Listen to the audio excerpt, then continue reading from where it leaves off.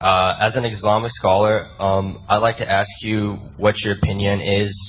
Do you think that caricatures and political criticisms and political cartoons of the Prophet Muhammad should be allowed under the rights of free speech given by the First Amendment in the U.S. Constitution?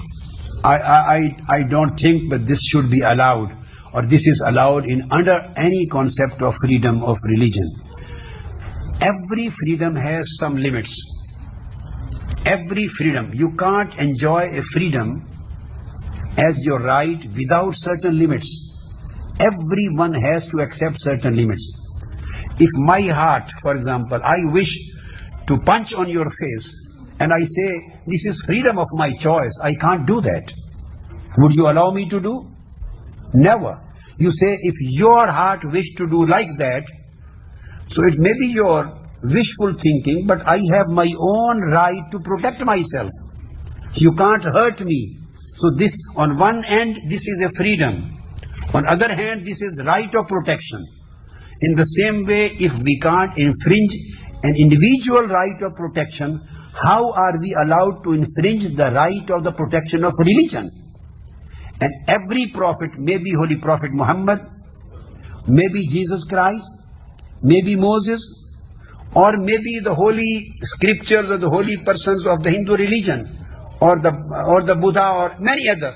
Those followers of the religion who have their faith, their respect for their religion and their holy books, it is against, on the one hand, if it is known as to be the freedom of expression, on the other hand, it is against the protection and the respect of religions.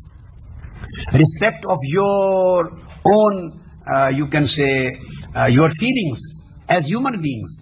So this act is hurting your feelings as human beings.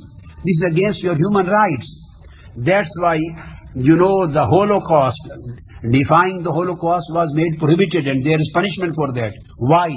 That the people are not left free to harm the feelings of a certain religious community. So you can't defy that, you can't deny that. So if a certain community's feelings, it is a good act, it is a good act, has been protected, and you can't deny and defy it just so that their feelings are not hurt. So how the feelings of the Muslims are allowed to be hurt by making these kind of things? So I think there should be a common, there should, people belonging to any religion or people not believing in any religion, at least they should unify and they should agree upon certain values. There are freedoms, but at the same time there are limitations. If we cross the limitations, then no freedom will remain freedom. It will become aggression. It will become interference. It will become transgression. If I want to enter into your house and I want to break your right of privacy and I say this is my freedom of choice, so this is not a freedom. So freedom means to respect your freedom too. Then both people can enjoy their freedoms. So freedom of expression is a respectful right, but at the same time to respect feelings of other communities, billions and billions of people belonging to different religions, to respect their human feelings and religious feelings is also a part of fundamental human rights. So these kind of things I think are totally against fundamental human rights accepted by the world community.